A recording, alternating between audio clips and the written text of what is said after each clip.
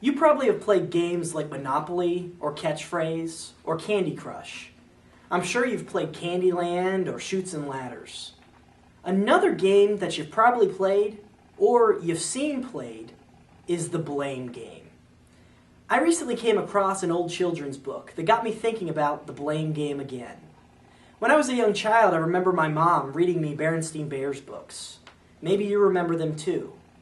One of the books is called The Berenstain Bears and the Blame Game.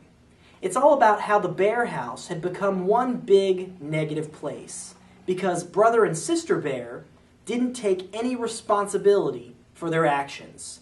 They simply argued and blamed each other. There was a lot of he did this or she did that. Each would constantly say it was the other one's fault. Now, I'm maybe describing your organization in talking about this book. One day, Mama Bear had enough after the children had broken a vase with roses in it that she had just picked. She got angry, but all they did was argue and blame each other. In the midst of their fight, Papa Bear came in to break it up, saying, "There is more than enough blame to go around. So instead of playing the blame game, why don't we just go to work and solve the problem?" A little while later, after brother and sister had broken a window he had just fixed, Papa lost his temper.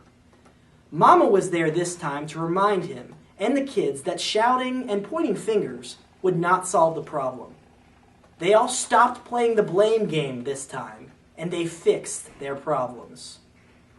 It's always tempting to blame other people for our own flaws.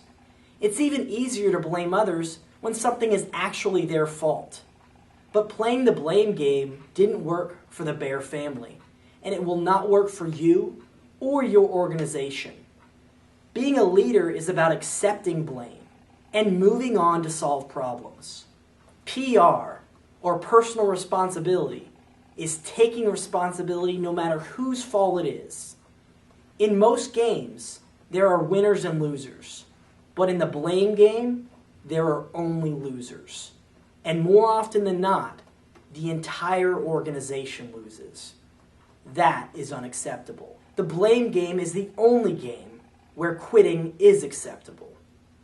To close, I'll leave you with the text from the last page of the Berenstain Bears book, The Blame Game.